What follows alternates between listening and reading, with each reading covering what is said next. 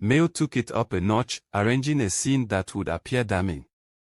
She invited Femi to the school eatery which Tinu visits under the pretense of her own heartfelt talk, then hired a man to pretend to flirt with Tinu at the same time she knew Tinu would be there. Femi arrived just in time to see the hired man with his arm around Tinu, who was visibly uncomfortable yet trapped by Mayo's scheme. Watching from afar, Mayo savored the expression on Femi's face as he struggled to reconcile what he saw with the Tinu he loved. Tinu tried to defend herself, desperate to prove her loyalty, but the accumulating evidence left her powerless. She felt as though someone were playing a cruel game, yet she couldn't uncover the source of her betrayal. Femi, torn and tired, began to distance himself, convinced that Tinu had deceived him. Meanwhile, Mayo's plan was nearly complete, her twins' happiness in ruins, just as she had envisioned. As the engagement ceremony approached, Mayo's envy turned into desperation. Fearing that they could reconcile, she devised a sinister plan to seduce Femi, believing that if she could claim him, she could erase her feelings of inadequacy. One evening, she had invited Femi to her house to help mediate in their issues. She slipped a local aphrodisiac into Femi's drink when he wasn't looking. The concoction, known for its potency, was a dangerous gamble. When Femi began to feel its effects, Mayo seized the moment. In a vulnerable state, Femi succumbed to her advances, and in that fleeting moment of passion, Mayo's plan seemed to reach fruition. Weeks later, Tinu sensed something was wrong. Femi's demeanor had changed, and their conversations were fraught with tension.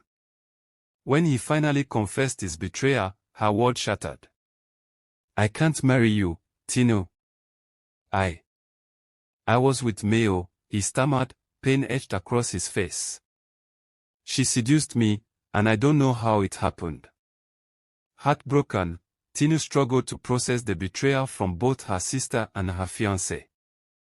The engagement ceremony was called off, and the village buzzed with gossip.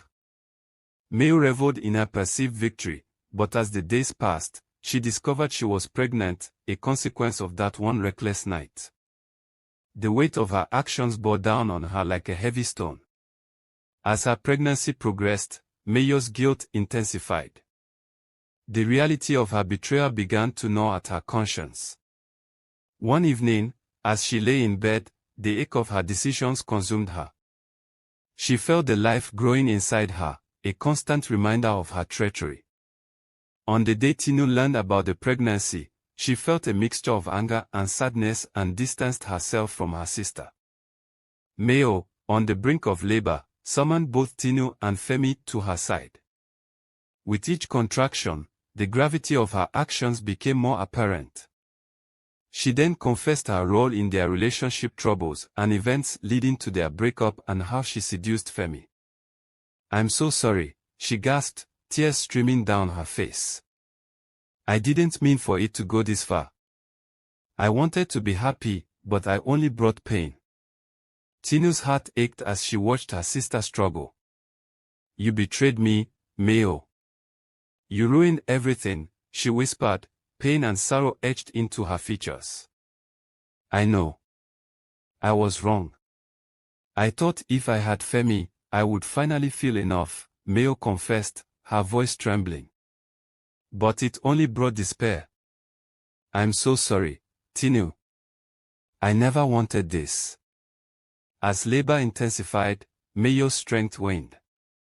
Femi, torn between anger and sorrow, held her hand tightly.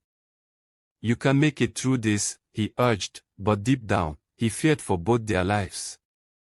"I can't lose you," Tinu said, her voice breaking. She reached for her sister, hoping to bridge the chasm that had grown between them. "We can fix this. Just hold on."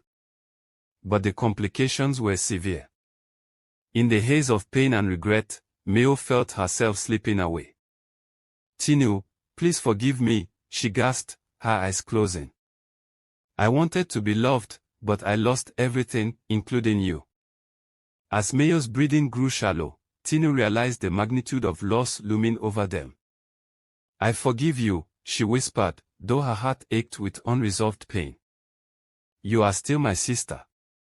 With one final, pained gasp, Mayo succumbed, leaving Tinu and Femi in the stark reality of grief. The baby was lost, and Mayo's death left an indelible mark on both their hearts. The village mourned the twins' tragic tale, a reminder of the fragile nature of love and family.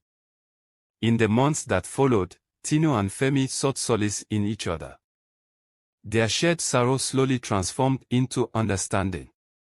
They walked through the pain of betrayal, leaning on one another to heal.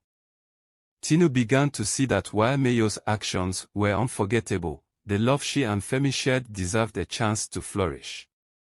As time passed, the whispers of the village shifted from scandal to healing. Tinu and Femi began to rebuild their lives together. With each step forward, they honored Mayo's memory, reminding themselves of the lessons learned from heartbreak. Finally, after months of reflection, Tinu and Femi decided to marry.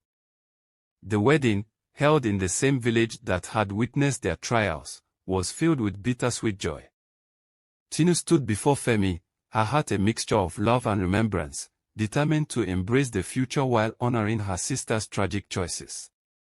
Under the vast African sky, Tinu and Femi vowed to cherish one another, promising to navigate the complexities of love together. As the sun set, casting a warm glow over Gwaja, they stepped forward hand in hand, ready to embrace a new chapter, forever marked by the past but hopeful for what lay ahead.